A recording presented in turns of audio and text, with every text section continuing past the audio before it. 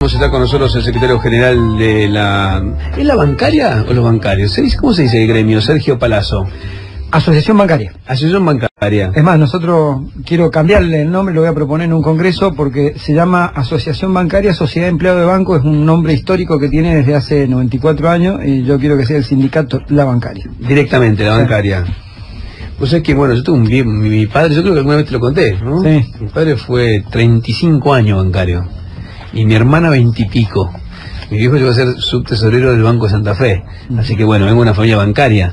Y siempre ha sido como un gremio, decime si eso cambió, voy a empezar por acá la charla. Era como un gremio que tenía muchos beneficios, tenía una estructura de hoteles buena, yo me acuerdo de haberlo vivido como familiar de bancario. La mutual, siempre tuvo mucha ayuda, yo me acuerdo de esas cosas, ¿no? ¿Era de un sindicalismo que quedó en el recuerdo? Estoy hablando de década de 70, 80, o todavía la bancaria tiene como algún plus de calidad mayor a otros gremios. En realidad nosotros teníamos un esquema económico de ingresos en el sindicato por encima de las otras organizaciones a partir de un porcentaje de intereses y comisiones que era el 2% que percibían los bancos, que tenía que ir a la obra social, y de ahí la obra social le tenía que transferir el 10% de esos recursos al sindicato. Entonces tenías un margen unos recursos importantes. Durante el gobierno de Cavallo Menem se elimina por decreto algo que por ley teníamos, que era esto. A partir de ahí empieza una degradación importante en materia de salud de la obra social, porque era el 60% de los recursos de la obra social, y obviamente se dejan de girar los fondos al sindicato, con lo cual se disminuye. Esto agregarle que en los 90 tuvimos un proceso muy fuerte en que no solo los bancarios, creo que la mayoría de las actividades cayeron mucho en las afiliaciones por dos razones. Una, quizá porque no estuvimos a la altura de los acontecimientos, esto hay que reconocerlo. Y lo segundo, porque había una cultura individualista en los 90, ¿no? Que es muy parecido a la meritocracia de hoy, la cultura de ayer. Y la gente pensaba que se salvaba sola, entonces no se afiliaba al sindicato. Esto golpeó las arcas. Hoy es un sindicato que tiene otra mirada, no es tan una mirada de servicios, sino una mirada mucho más gremial. Nosotros logramos reconstruir y de 42.000 afiliados estamos casi llegando a los 80.000 ahora.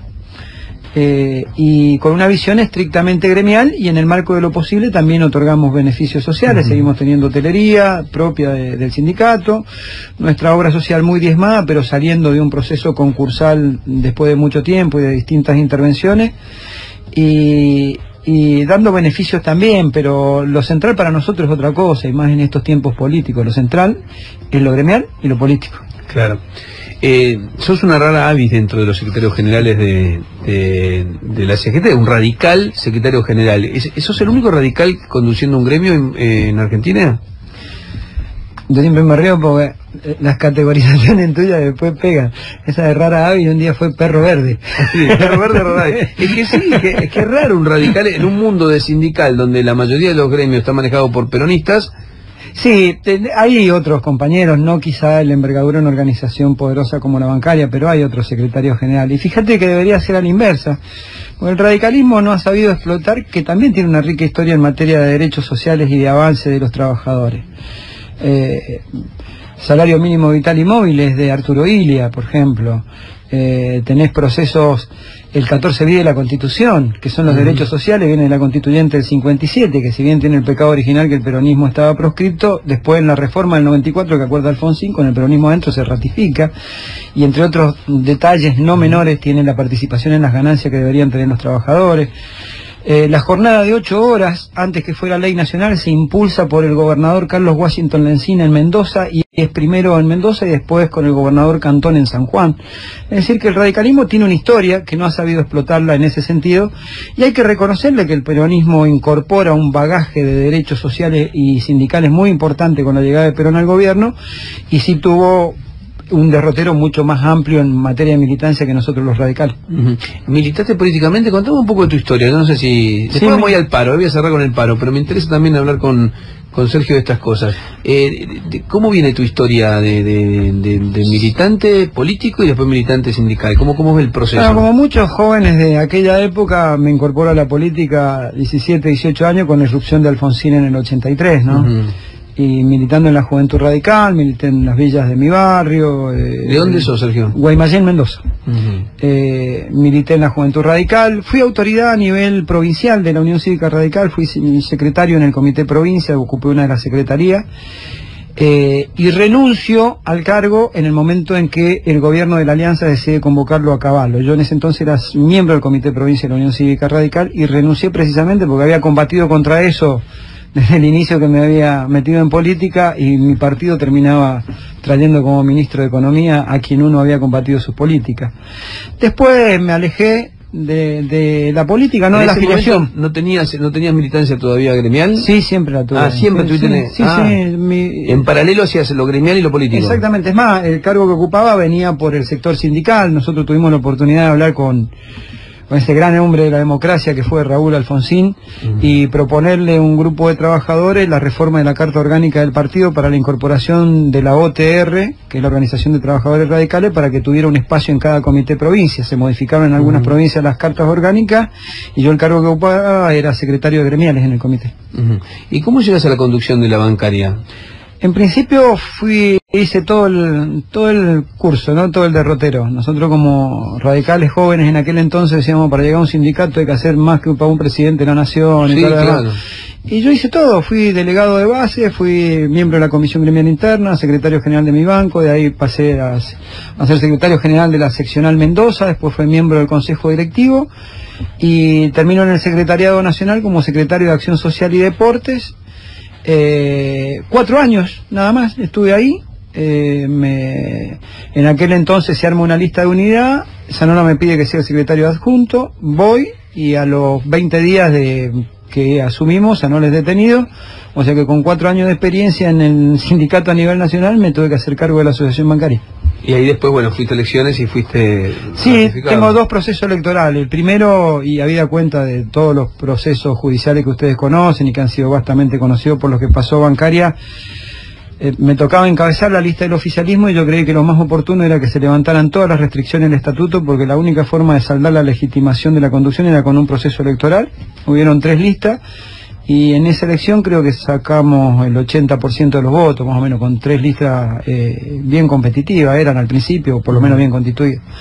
Y ahora una lista en donde, no sé, pero debe ser una de las pocas veces que las 53 seccionales del país decidieron continuar un proyecto político sindical, y me pidieron que la encabezara y no hubo lista de oposición. En relación primero una curiosidad, ¿en qué banco trabajaste? Trabajé en el Banco Mendoza hasta que Moneta lo fundió al banco, lo quebró, lo vació. Tuvimos una gran pelea ahí, logramos que reincorporaran a los trabajadores en prácticamente todos los bancos que estaban en plaza. Fueron una de las reincorporaciones masivas más grandes que hubo en esto. Éramos 1.100 trabajadores, casi 1.000 quedaron en trabajo en distintos bancos en la provincia, y a mí me toca quedar en el Banco Nacional Argentina, que es en el que trabajé y trabajo. Para ubicarte políticamente, y ya me iba a meter en el paro, que es el tema del día, sin duda, cuando el radicalismo decide ir en alianza, ¿cuándo te alejas del radicalismo en cuanto a su conducción? ¿Es a partir de la decisión del radicalismo fue con Caballo o fue más reciente cuando el radicalismo se suma al acuerdo con Macri? No, yo termino mi militancia partidaria activa cuando deciden convocarlo a Caballo. Después sí he tenido opiniones, reuniones, participación política, pero no al nivel de un activismo pronunciado. Inclusive cuando el radicalismo decidió una opción de centroizquierda, que era por el lado del espacio de UNEN, también acompañé, porque me parecía que la salida era por centroizquierda. Cuando el radicalismo decide acompañar la propuesta electoral de Mauricio Macri, constituir Cambiemos, decididamente no tengo más nada que hacer ahí. Sigo afiliado al partido, no voy a renunciar al partido, entiendo que yo no puedo renunciar a mis ideas, ojalá cambie la conducción del partido y el temperamento del marco de alianzas que tiene para que uno pueda sentirse a gusto. Hoy me siento muy incómodo siendo radical con mi partido acompañando a este gobierno. Perdón, una cosita, porque sos mendocino y hablas de la conducción, ya te doy un mate. ¿Qué relación te une, si es que te une, con Alfredo Cornejo, que es el gobernador de Mendoza, es el titular del radicalismo, y vos hablás justamente de la incompatibilidad entre tus ideas y la conducción? Sí, he hablado un poco con él, lo conozco obviamente de mi provincia, nos conocemos desde hace años. Sabe que no comparto, creo que tiene una visión un poquito más crítica que la conducción pasada, pero no es lo que yo aspiraría como afiliado a la Unión Cívica Radical. Nosotros surgimos al calor de somos la causa de los desposeídos, y no creo que la causa de los desposeídos sean los ojeros, sean las mineras, sea el sector financiero, y por el contrario al sector más desposeído es al que le quitamos beneficios, como por ejemplo a los jubilados, modificándole una ley previsional. Está claro que yo sigo parado en el mismo lugar ideológicamente de Radical. Si cambian los demás, no yo. Te acusaban, entre comillas, porque acá se usan algunas calificaciones para acusar, en general, es muy común, de estar con el kirchnerismo, de ser funcionario del kirchnerismo. ¿Qué te pasa con la caracterización que buscan poner a uno de un lado o de otro? No, lo llevo tranquilo. Yo lo que puedo decir es lo mismo que hoy me plantean. Después te contesto porque no le escapo a la pregunta y te contesto cuáles son las coincidencias que tengo.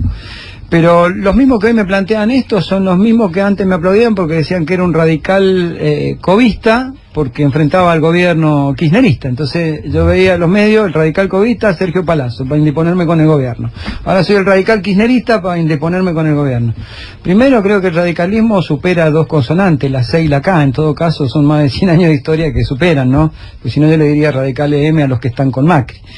Lo otro, sí tengo coincidencias con el gobierno que se fue, no las niego, me hago cargo, y me hubiera gustado que muchas de las cosas que debió hacer la Alianza, que fue una esperanza en la Argentina en el 2000 en contra de las políticas neoliberales, la hubiera llevado a cabo el gobierno de la Alianza, y las llevó Néstor o Cristina Kirchner. Yo eso lo respeto, tengo coincidencia en materia de lo que significó el proceso de paritaria en la Argentina, tengo coincidencia en materia de respetar y tratar de ayudar a la industria nacional por encima del libre albedrío de la apertura de exportaciones.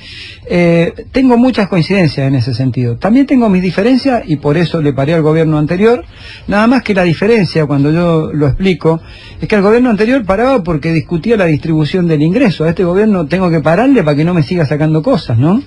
Entonces, me hago cargo de mi adhesión a determinadas políticas del gobierno anterior y que esa relación hoy trasciende, y lo dije públicamente, yo acompañé la propuesta del espacio de unidad ciudadana con mi voto, no con mi presencia, porque no milité, no era candidato ni nada, pero me sentí identificado con esa propuesta electoral.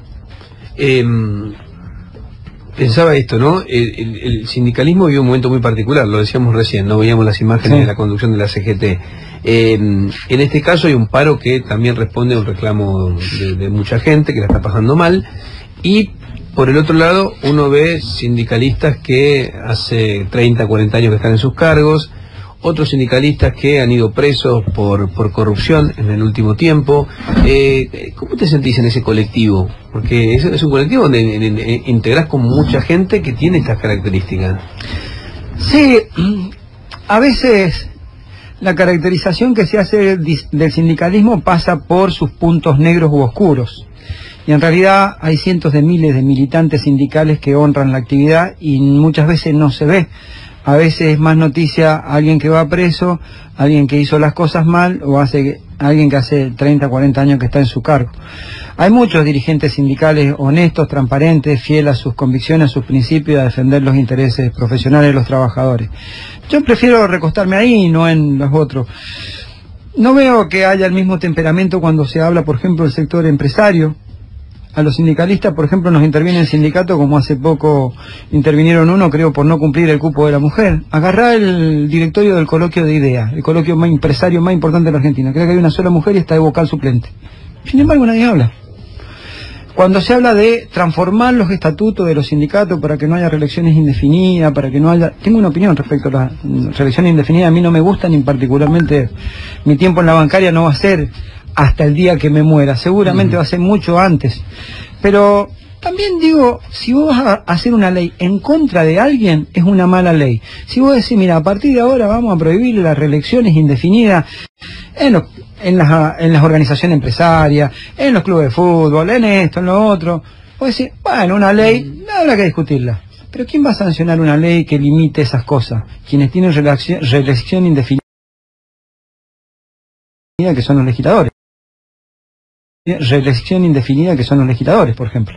Entonces, yo veo como que a veces los puntos negros, oscuros que hay en el sindicalismo es lo que más se nota, cuando en realidad es una actividad muy noble. Yo hoy vi a muchos compañeros míos y les agradecí enormemente cuando cerramos, nosotros movilizamos hoy con los cuerpos orgánicos. Yo les agradecí mucho porque dije, al principio de este gobierno fuimos de los primeros que nosotros nos plantamos a decir que lo que iba a hacer este gobierno y por qué nos oponíamos a las políticas. Y a veces gozamos hasta de la incomprensión de nuestros propios afiliados, que seguramente una base importante nuestra votó a Macri por el impuesto a las ganancias y por esa promesa electoral. Y yo le decía, pero la tranquilidad que nos queda es que nosotros dijimos la verdad. Nosotros obramos en consecuencia de lo que decimos, escribimos y tratamos de subrayar con hechos lo que decimos y escribimos. Y a mí me emocionan esos compañeros, porque yo tengo un cargo importante en el sindicato que me permite tener una mirada más amplia, pero ese compañero llega a su casa y seguramente tiene cuestionamiento en su familia. ¿Por qué le pegan tanto a Macri ustedes el 10 de diciembre o el 15 de diciembre de cuando asumió? ¿Por qué ustedes paran si están bien? Hoy tuve una discusión con un periodista, con un economista dentro de un programa económico que me decía, ¿y usted por qué para si arreglaron el viernes pasado reacomodar la paritaria de ustedes? ¿Y por qué es una cuestión de clase? ¿Por qué no voy a parar si yo acabo de ver un informe el día domingo donde se incrementaron los merenderos y los comedores? La prueba de Laranta, de Jorge Laranta. Claro, que voy a tener la insensibilidad de, porque a mí me va bien, no pegarle una mirada como clase trabajadora de aquellos que le va mal, no le está yendo mal a un gran número. Por eso me siento orgulloso de ese grupo de compañeros y trato, no escapándole a la pregunta, de mirar ese lugar y no mirar los puntos oscuros, ¿no? No, me refiero a esto, ¿no? Que de pronto empieza un tipo en 30 años en un cargo enriquecido, creo que es el ruido es ese, porque si vos sos un dirigente gremial, a lo mejor 30 años en su cargo, que puede ser discutible o no, el tema de la reelección indefinida, yo creo que tiene que haber algún límite en todas las reelecciones, en todas, algún tipo de límite, porque creo que eso es bueno, ¿no? Pero es mi mirada, yo entiendo quién me lo plantea del otro lado. Y vos lo acabás de argumentar, pero cada uno lo que hace ruido es que de pronto ves un dirigente gremial que tiene un modo de vida, un ritmo de vida que no tiene absolutamente nada que ver con sus representados, ¿no? Ahí te empieza a hacer ruido, ¿no? Sí, claro, a todos nos hace ruido y creo que nos hace mal a todos. Es como que alguien quiera justificar los bolsos de López tirando al convento, que le den 150 años a López, ¿viste? Entonces, porque hay muchos militantes políticos que no tienen ni siquiera un cargo en el Estado y que están fieles a sus convicciones detrás de una idea, equivocada o no, pero tienen una idea y luchan por ella y terminan todos manchados. A veces el poder hace que estas cosas se noten más, porque nosotros, los sectores populares, necesitamos el poder, ellos lo tienen. Entonces, si nosotros necesitamos el poder y ese poder llega diezmado porque hay actos de corrupción, porque hay todas estas cosas que vos planteás, bueno, ya es un poder que no está en condiciones de competir con pie de igualdad con el poder real que es el poder del establishment, ¿no? ¿Qué va a pasar en la CGT? Vamos al día después, porque el paro fue contundente, no hay ninguna duda, creo que no hay quien no reconozca que es uno de los paros para mí, ¿no? No sé si haces la misma evaluación, más masivos, ¿no? El paro en el transporte también ha ayudado a que se concrete, ¿no? Sin ninguna duda que tenga esa significación. ¿Qué viene ahora? ¿Qué pasa mañana? Yo creo que el nivel de degradación de las condiciones de vida de los argentinos, producto de las políticas que ha impulsado el gobierno, ha reconfigurado a partir de ahora el mapa sindical en la Argentina. Pues nosotros, divididos, como hace años viene el sindicalismo argentino a los tumbos, teníamos sectores amplios dentro del sindicalismo que interpretaban o que no era momento de pararle al gobierno, otros adherían al gobierno claramente, y un sector que decidíamos combatir con el gobierno. Creo que la aceleración de la degradación de las condiciones de vida es reconfigurado porque nadie está dispuesto a ser el sepulturero de los derechos y de las condiciones de vida de los argentinos. Ningún dirigente creo que esté dispuesto, salvo que sea un insensato o tenga una convicción de suicidarse públicamente. Así que me parece que a partir de ahora debe verse un movimiento obrero mucho más fuerte, que es lo que debió hacer antes. Esta es mi crítica, debió ser antes. Porque si el movimiento obrero hubiera construido poder, ya sea por sus estructuras orgánicas o ya sea poder en la calle, no hubiera sido avasallado por este gobierno como fue avasallado en el mes de diciembre con la reforma previsional, que fue un latrocinio social lo que hicieron. Creo que si hubieran construido poder, en lugar de diálogo infructuoso como han tenido con el gobierno, quizá no hubiera pasado esa reforma previsional. Hoy la reconfiguración indica que ninguno quiere ser el sepulturero de los derechos y las condiciones de vida de los argentinos, así que me parece que todos encaminamos hacia o hay soluciones o va a haber una serie de conflictos muy importantes. ¿Y crees que el movimiento obrero está más cerca de una conducción unificada o que se fractura? Porque hasta hace 2 meses atrás, yo hablo con muchos dirigentes del CNM, daba toda la sensación de que se volvía a partir como se parte habitualmente el movimiento obrero, ¿no? Un sector dialoguista y un sector más confrontativo. En este momento, ¿no? Como si fuera una nueva etapa después de este paro, ¿qué pensás? ¿Está más cerca de la división o de la unidad? Yo creo que está más cerca de la unidad. Tendremos los dirigentes del movimiento obrero que tener la grandeza y la generosidad de deponer egoísmos personales y apetencias personales en aras de esa unidad. A mí, claro que me preocupa porque quien conduce pone la impronta, eso está claro, ¿no?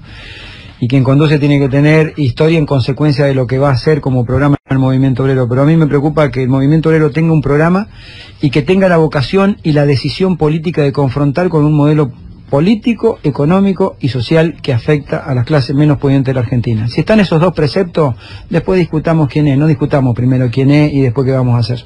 ¿Van a una conducción de un solo secretario general, te parece? Sí, creo que sí. Yo sé que hay sectores que quieren seguir sosteniendo conducciones colegiadas. Algunos te hablan de una cuaterna, ¿viste? Como incorporemos a los que faltan. No se trata de incorporar gente. A mí particularmente no me interesa que incorporen el sector que represento como una parte más, ¿viste? Como para que estemos todos adentro. ¿Estar adentro para qué? El tema es el por qué tenemos que estar ahí y para qué.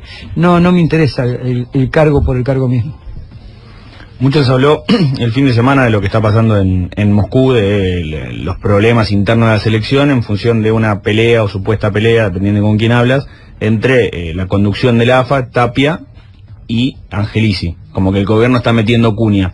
Vos sos vocal en Independiente, lo conocés a Moyano, que es quizás el principal damnificado. Digo, la ruptura que tuvieron o la pelea que tiene el gobierno con Moyano, ¿sentís que repercutió en el fútbol? ¿Es solamente una esquirla de cuestiones que tienen que ver sí con lo laboral?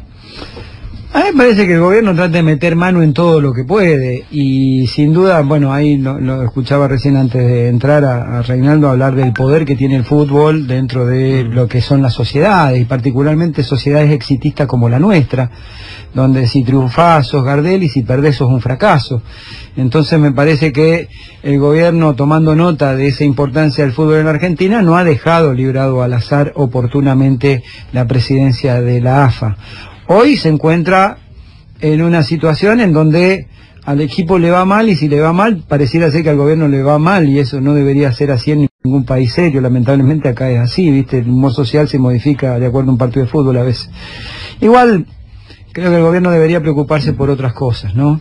Y una de las cosas que a mí me parece es que así como fue presuroso para darle respuesta a los mercados después que las LEVAC subieron, después que hubo la corrida cambiaria y subieron las LEVAC al 40, salieron corriendo al fondo, le pusieron el dólar en un lugar competitivo como querían los agroexportadores, debería tomar nota de que hoy el paro fue importante y que los trabajadores requieren la misma dinámica y la misma premura para que se le den respuesta. Hoy se preguntó al doctor Tartaglione de una manera muy simple y muy clara, y como se preguntará mucha gente, pues el gobierno también abona esa idea de discutir para qué sirve el paro. Es decir, ¿qué respondes a eso? Es decir, ¿sirve, cambia algo, cambian las políticas? Sí, inclusive Duhovne subió un tweet que decía 29.000 millones. ¿Qué es lo que cuesta el paro? Un 1% de la masa salarial de todos los argentinos que se recupere por el paro, por la reapertura paritaria, son 50.000 millones, no 29.000. Pero yo te pregunto, ¿va a cambiar algo? Sí, yo creo que sí, el gobierno debe tomar nota. No va a cambiar si es esporádico, si es una medida que dejó conforme con que nos sacamos las ganas de hacer un paro y nada más. Ahora, si hay una continuidad de un plan de acción, que no tiene que agotarse nada más que en medida de fuerza. Puede ser una movilización, pueden ser distintos tipos de variantes que puede tener el movimiento obrero. Yo creo que va a cambiar, ¿sabes por qué?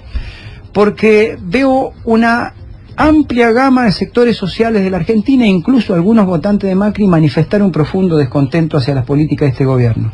Y este es un gobierno que básicamente no se conduce por la política, se conduce por lo que dicen los focus group que hacen cada 6 horas. Entonces ven que si el tema es que asesinaron a una pobre criatura en algún lugar del conurbano bonaerense, va a ser el tema, y eso le dijo el focus group a las 6 horas, todos hablan de eso. Ahora saben que todo el mundo está hablando de que este ajuste es brutal, es salvaje, que va a desmejorar las condiciones de los argentinos, van a tener que hacer algo bajo esa lógica de administración de la política que tienen. Y si no, creo que van camino a pagarlo con una derrota electoral en el 2019, salvo que lo que busquen sea victimizarse y decir no nos dejaron gobernar. Me parece que si no cambian, saben positivamente que la sociedad hoy, y lo deberían decir los focus group, está descontenta con lo que hacen. Yo creo que van a cambiar. Una más, te quería preguntar, yo veo la imagen que está ahí, son todos de la tercera edad, gente joven, con tercera edad se te puede 60 años, ¿no hay gente joven en el criminalismo? Sí, por ahí hay compañeros que no tienen lugares de relevancia como ellos, ¿no? Pero sí hay gente joven. Yo tengo en mi sindicato, la mayoría al contrario son compañeros jóvenes de edad. Es más, somos, el otro día lo sacó el ministerio, creo que muy a regañadientes porque no nos llevamos muy bien, pero somos uno de los 4 o 5 sindicatos que cumple el cupo femenino, por ejemplo, nosotros, y lo cumplimos en exceso. Y también la participación de la juventud nuestra es muy fuerte. Bueno, para llegar a los cargos más importantes, obviamente tenés una carrera, una trayectoria y se te van pasando los años, ¿no? Sí, pero hay mucha gente joven, quizá no en esos 3 lugares que vos me estás señalando, pero sí dentro de la estructura, inclusive dentro del Consejo Directivo de la CGT, lo tenés a Facundo Moyano, que es un pibe joven, lo tenés a Pablito Brey de Aeronavegante, creo que también es un compañero joven, así que... ¿Mujeres? ¿Cuáles son las mujeres que te vienen a la cabeza importantes del sindicalismo argentino?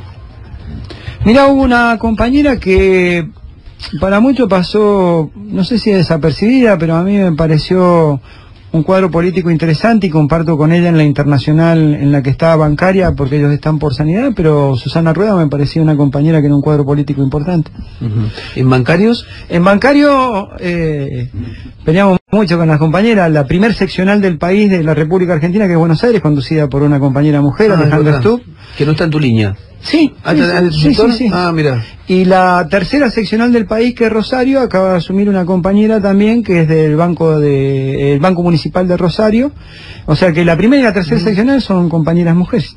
Bien, como para tenerlas en cuenta también a la hora de hacer notas. Sí, cómo no. Sergio, ¿te queda algo más que quieras decir? No, primero agradecerles la nota, por supuesto, agradecer la posibilidad de expresar ideas.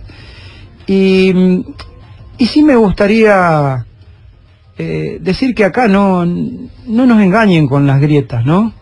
Porque pareciera ser que uno tiene que estar de un lado o del otro. Y no es así. Uno está con sus convicciones, con sus principios, y no significa que porque tengo una visión crítica al gobierno automáticamente me tengan que catalogar o catalogar a un periodista de enemigo del gobierno.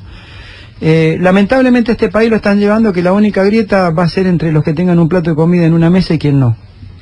Sergio Palazzo, secretario general de la bancaria.